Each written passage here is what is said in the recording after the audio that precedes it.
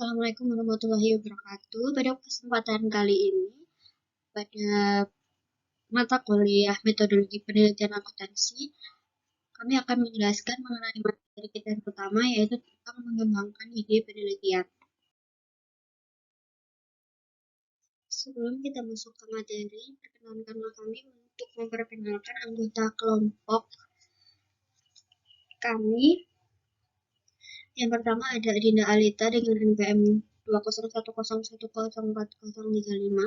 Yang kedua ada Faisal Nabal dengan NPM 20110104043. Lalu ada Yolanda Afriliani dengan NPM 20110104087. Lalu Noval Lutfi Ramadan dengan NPM 20110104093. Lalu yang terakhir ada Widya Nadi dengan NPM 20110104138.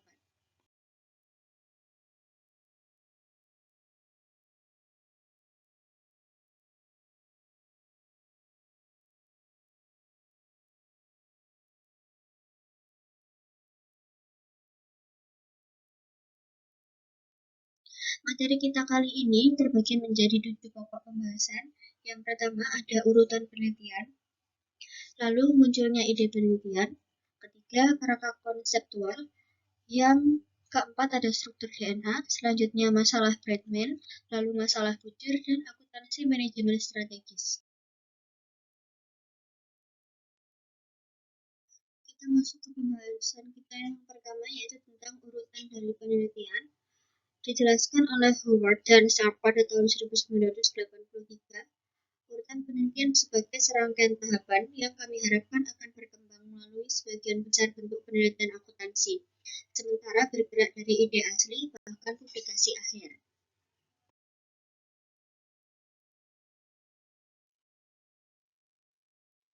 Urutan dari penelitian terbagi menjadi 7 langkah. Yang pertama ada identifikasi area yang luas, yaitu mempersempit fokus dari akuntansi secara umum menjadi aliran yang terkait dengan beberapa bidang akuntansi seperti keuangan, manajemen, auditing, pendidikan akuntansi, atau sistem informasi akuntansi. Langkah yang kedua yang kita lakukan yaitu memilih topik untuk memberikan fokus yang lebih ketat dan sebidang yang kapasitas pengawasannya tersedia. Lalu langkah yang ketiga, kita harus putuskan pendekatan yang akan diadopsi pada sumber daya yang tersedia dan khususnya akses ke sumber daya yang diperlukan, yaitu sebuah spesifikasi rinci dari metode penelitian yang akan diadopsi harus menunggu sampai tinjauan literatur telah dilakukan dan landasan teoritis dan hipotesis garis besar telah ditetapkan. Selanjutnya, kita harus merumuskan rencana, yaitu tonggak dan target harus ditetapkan sejak awal sehingga jelas bagaimana penelitian akan berkembang selama periode diperpanjang. Lalu yang selanjutnya, atau langkah yang kelima, kita harus mengumpulkan informasi, yaitu dapat dilakukan dengan aman jika kita mengenali dengan tepat apa yang ingin kita ketahui dan tujuan kita menggunakan informasi tersebut. Selanjutnya, setelah mendapatkan informasi, kita harus menganalisis data yang kita peroleh dengan menggunakan persyaratan perangkat lunak yang terlihat pada proses awal penelitian. Yang terakhir, kita akan mendapatkan temuan saat ini yang biasanya akan dipresentasikan pada lokakarya dan seminar universitas, kemudian pada konferensi spesialis. Urutan penelitian memberikan elemen pendekatan positivis tradisional seperti yang dirancang oleh House pada tahun 1970 yang terdiri dari beberapa adanya spesifikasi kondisi. Yang pertama yaitu spesifikasi hipotesis a priori, yaitu dirumuskan berdasarkan teori dan literatur sebelum data dikumpulkan atau kerja lapangan direnungkan, digunakan untuk mengukur akseptabilitas.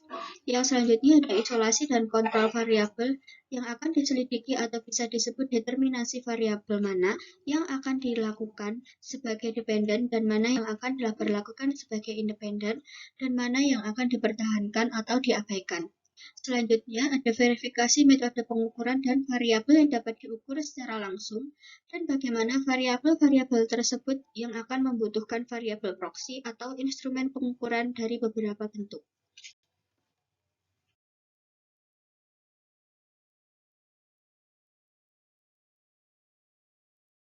Kemudian subbab yang kedua ada munculnya topik penelitian. Ketika melakukan penelitian, langkah awal yang dilakukan adalah memilih topik yang menarik bagi peneliti dan supervisor. Topik ini sendiri harus membangkitkan antusiasme pada peneliti di awal agar bertahan selama proses studi yang berkepanjangan. Nah, untuk sumber topik yang paling umum ini sendiri, yang pertama ada masalah di tempat kerja dengan implikasi yang berpotensi lebih luas. Yang kedua ada masalah atau aplikasi yang terlihat di koran atau di televisi. Yang ketiga ada kertas kerja atau tesis yang telah diselesaikan di tempat lain. Biasanya isinya paling sedikit 2 tahun dari publikasi. Buku teks, khususnya di bidang yang berhubungan dengan manajemen, yang merupakan sumber konstan dari teori yang belum teruji. Ada proposal penelitian yang khas akan mencakup elemen-elemen berikut ini. Yang pertama ada judul. Judul ini harus memperjelas apa yang akan dilakukan. Yang kedua ada abstrak.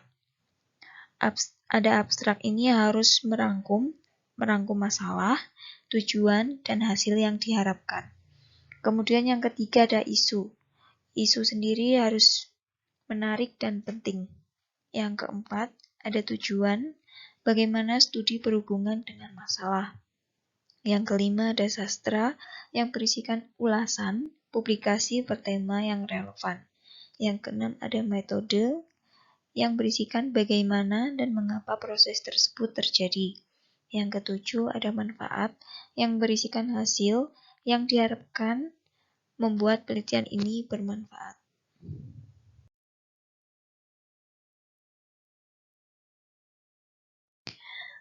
Kemudian selanjutnya ada kerangka konseptual. Bagian penting dari proses perencanaan awal adalah pengembangan representasi konseptual dari proyek penelitian. Hal ini dapat membantu memperjelas hubungan penting dan kebutuhan untuk mendukung teori, variabel penjelas, dan intervensi, serta demonstrasi sebab akibat. Di sini terdapat ada pendekatan induktif dan deduktif. Pendekatan ini diidentifikasi dalam bab 1 yang memberikan alternatif objektif untuk pelaksanaan penelitian. Penerapan pendekatan ini memerlukan variasi model tradisional seperti yang disediakan oleh Cobb's Experiential Learning Cycle atau Kolb et al. Tahun 1979, p38, seperti gambar yang ada di samping.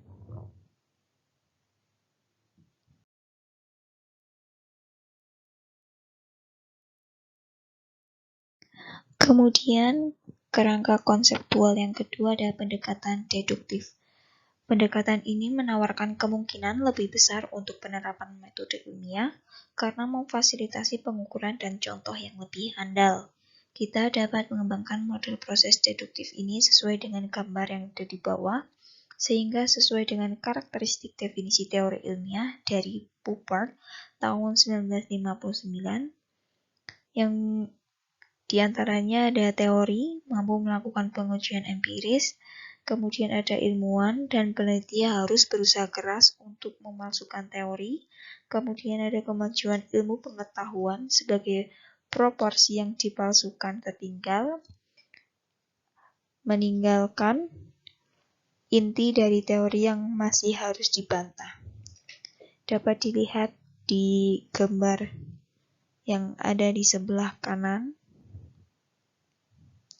Itu adalah proses deduktif.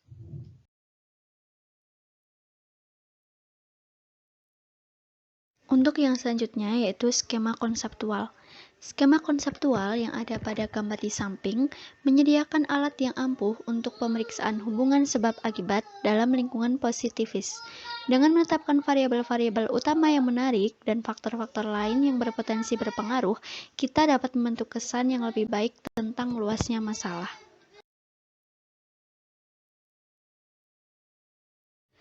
Lalu struktur DNA, pengembangan teori baru.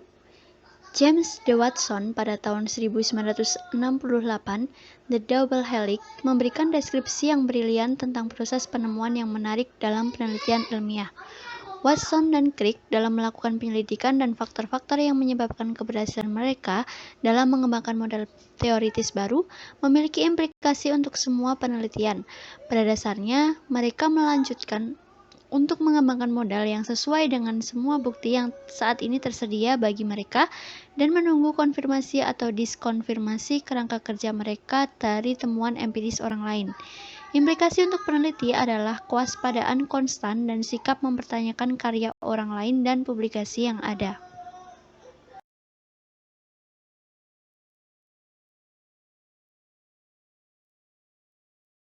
Yang selanjutnya, masalah Bradman, pengembangan strategi baru.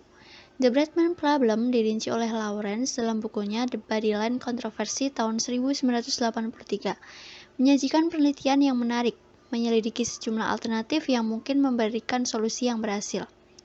Pengembangan dan pengujian strategi untuk masalah olahraga di Bradman Problem terdiri dari mengubah kondisi bermain, mengubah aturan main, mengganti bowling, mengubah penempatan bidang, dan memperkenalkan serangan bodyline. Implikasi untuk penelitian adalah bahwa mungkin ada keadaan hukum, moral, etika atau profesional yang mencegah baik pelaksanaan penelitian atau pelaksanaan rekomendasi dari temuan penelitian.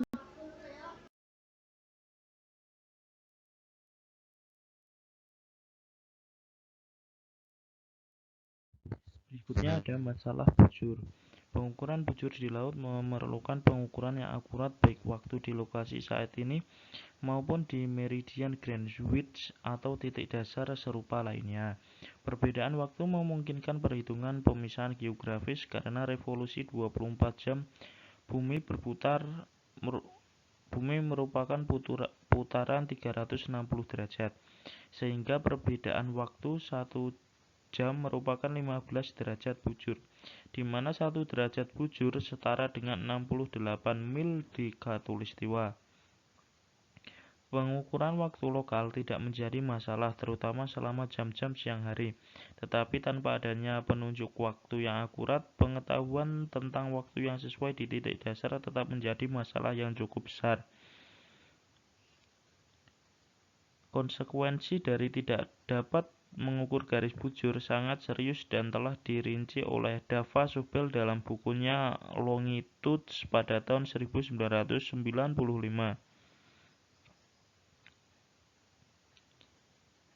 Bangkai kapal dan kapal yang hilang adalah hal biasa, dan pembajakan difasilitasi oleh kebutuhan kapal untuk melintasi garis lintang yang sama di rute perdagangan untuk mempertahankan posisinya.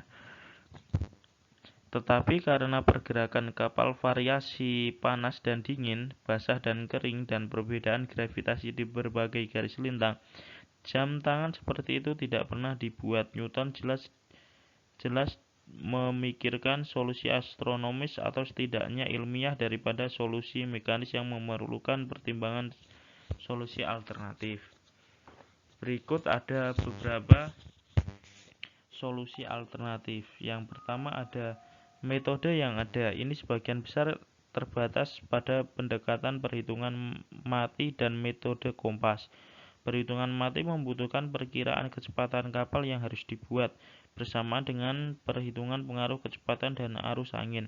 Keberhasilan menggantung pada keahlian berlayar yang baik, peta yang andal, dan keberuntungan. Metode kompas berkaitan dengan perbandingan antara utara magnetis dan utara sejati seperti yang ditunjukkan oleh bintang kutub. Yang kedua ada data gerhana. Data eklips dianggap berpotensi berguna. Gerhana solar dan bulan memberikan peluang jika diketahui kapan mereka diharapkan diamati dan di lokasi lain, tetapi kejadian seperti itu terlalu jarang untuk memberikan bantuan navigasi yang realistis. Yang ketiga, metode jarak bulan. Ini melibatkan pengukuran jarak antara bulan dan matahari di siang hari dan antara bulan dan bintang di malam hari.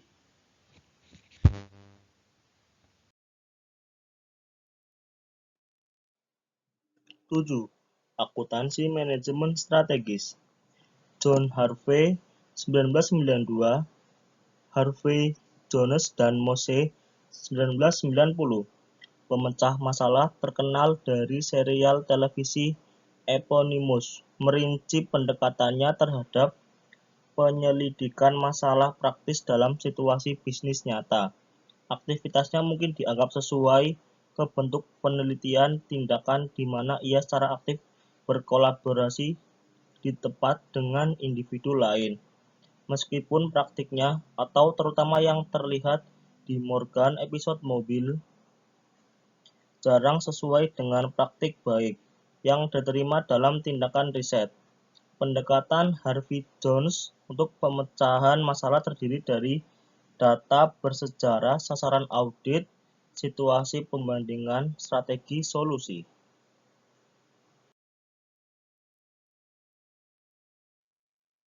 Yang berikutnya, proses umum urutan peningkatan. 1. Tujuan. 2. Pembandingan. 3. Evaluasi prestasi. 4. Audit situasi.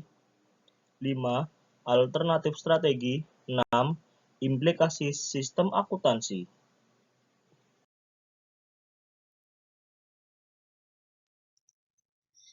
Itulah penjelasan kami mengenai 7 subbab materi menemukan ide penelitian.